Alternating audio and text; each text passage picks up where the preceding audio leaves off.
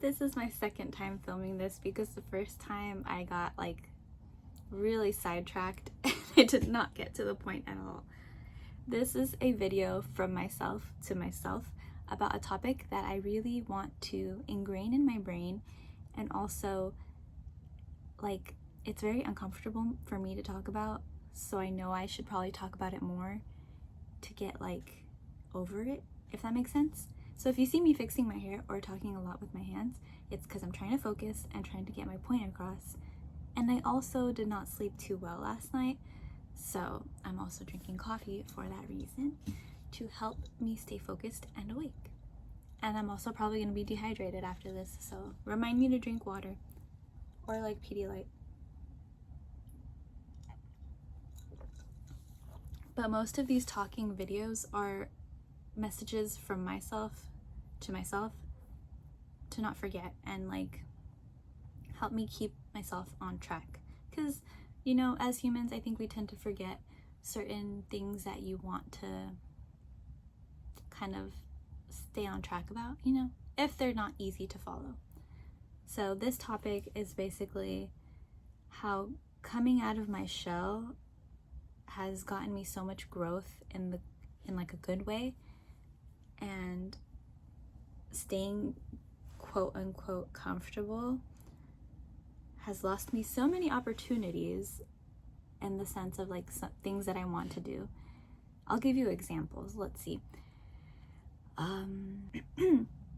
So my like dream was, or is, I'm sorry, my dream is to be like a model slash influencer slash, like, I love to be like glam, take pictures, and just like be in, you know, like it sounds funny, but be in settings like aesthetics, like music videos, and I love things like that, of that nature. Does that make sense? So I would love to be like in that scene per se, but sometimes my shyness gets in the way, or my closed-mindedness gets in the way. Like, there are some things that I do understand. Like, I unfortunately can't be a runway model because I'm only 5'3", and models need to be pretty tall, just because, you know, that's how it works, and that's okay. I can't dwell on my shortcomings in the sense. That's not really a shortcoming because it's not my fault in the sense. Like, I did not choose to be short-ish, not modeled height, so that's out of my control, really. So back to what I was saying. What was I saying?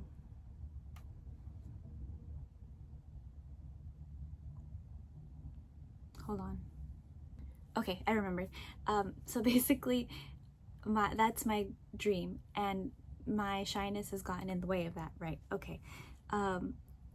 Because sometimes I'll get like closed-minded, like, no, I can't do this. No, that's so embarrassing. Why would I want to do it? Because I think the universe kind of gives you like little steps to climb up in order to reach your goal.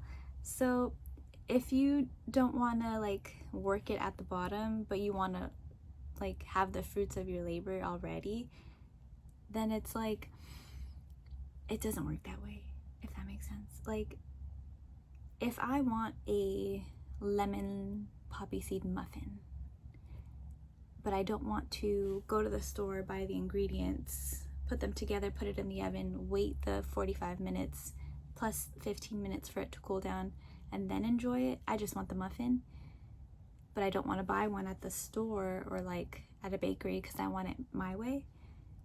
It doesn't work that way. You know, you kind of have to work a little bit at the messy things for it to come to fruition, to come to about, to get your muffin, if that makes sense. So in the past, I have unfortunately like not taken opportunities because it's not exactly what I want, or I think it's too cringe, too embarrassing. And it's now, as I got older and I see it from like an outside point of view, thinking like, man, I really should have just taken that opportunity and swallowed my ego and just gone for it.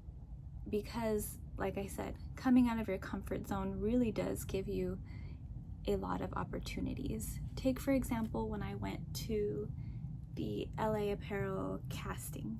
If you saw my last video, that was something very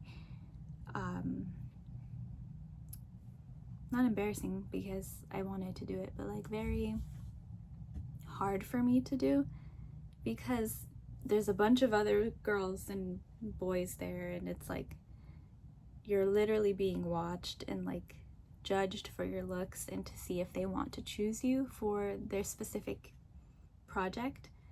And who wants to be like judged, but you want to be picked, you know?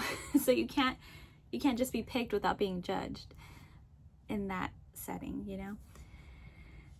So and the thing is, like, I've always been a shy girl, like kindergarten, from as like I have memories in kindergarten, and unfortunately, like, I think it has lost me opportunities. Even then, like, I only had one friend and I only stuck with that one friend. I had a few here and there, you know, but like a lot of people didn't get to know me for me because I was very shy, and they didn't get the like opportunity to get to know me because I was shy.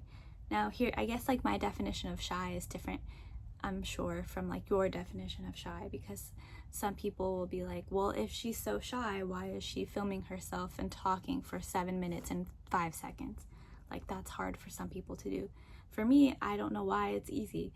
Or like posting on Instagram. I think like my fiance is shy to post on Instagram, and I'm like, boy, it's not that hard. Just literally press the button. You're fine. No, nothing's gonna happen. But if he's like, okay, go talk to that group of girls and introduce yourself and ask if they want to be friends. Can I do that? No. But could he do that? Easily. So that's what I'm saying. I guess my definition of shy girl, that's what that is. I have a little bit of difficulties making small talk, making true friends that are like meaningful, building connections type of thing. And the thing is, like, oh, if you see me looking down, notebook, like, my issue with like, if I go out of my comfort zone, unfortunately, like, my body gets very panicked. And I know I'm not like in trouble or anything, but my face, neck, chest, any exposed skin will turn bright red, and it's so embarrassing because I'm like, I'm trying here, and like, is it okay? No, I have, like, even if I wear makeup, like, red. So that's also something, like, I'm like, okay, get over it, whatever. If they think it's weird, that's on them, and that's okay. You know, I can't force anyone to think I'm not weird for that if it's out of my control. But staying, like I said in the beginning, staying comfortable has lost me so many opportunities, and it's something that, like, I have to remind myself every day. It's like, okay, do something that makes you uncomfortable in a good way, you know, because I've also fallen into the trap of, like, in relationships, if I don't want to be there and I'm like, okay, I'm uncomfortable, like, I have to do this because, you know, even if I didn't want to do that certain thing, it's like, okay, it doesn't work in that sense. If you feel in danger, being in danger is different than being uncomfortable, you know. That's, I guess, something that I just also realized. It's totally different. Uncomfortable is like, ooh, you get something good out of it, like the whole muffin situation. You get a good tasty muffin, but you have to work a little bit and work at something that you want to do, you know. But I do notice almost instantly the universe rewards you with goodness when you make steps towards getting out of your comfort zone. So only because it's like the most recent memory I have. The not American Apparel, Los Angeles Apparel casting that I went to, I literally, as soon as I came back, even when I was there, I felt great. I was like on top of the world because I knew it was something that I needed to do, but I was like too nervous to do it, but I'm glad I did it type of a thing. See, I told you I'm getting dehydrated.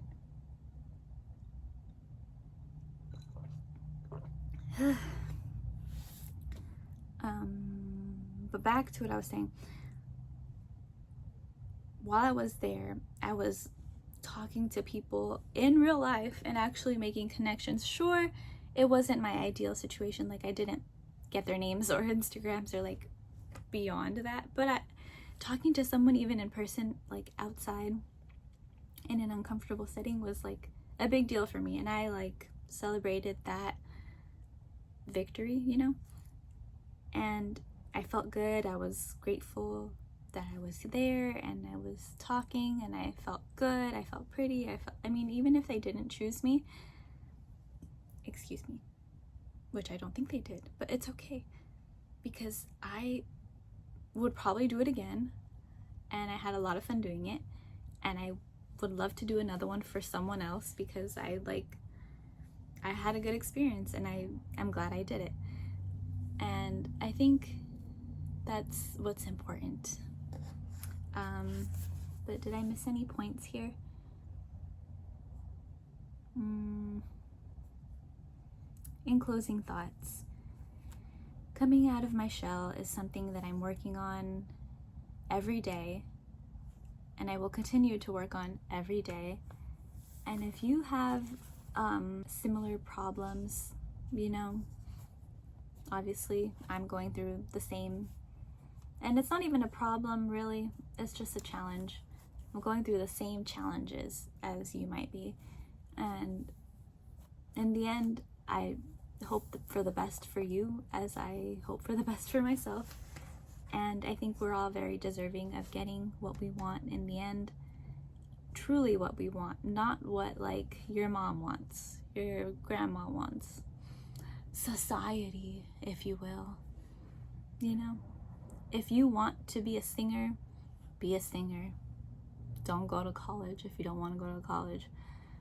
You know, be a model if you want to be a model. No age is ever too old, like I said, society says. But do something that makes you uncomfortable, not endangered, but something that makes you uncomfortable that is working towards something that you would like in the future, is my in closing thoughts. I hope this video was entertaining for you to watch, as it was for me to make. It was very difficult for me to get my point across without like losing focus or getting nervous, because like I said, this was a weird topic, but I think it was a topic that needed to be talked about for me to watch again. Like I said, selfishly for me.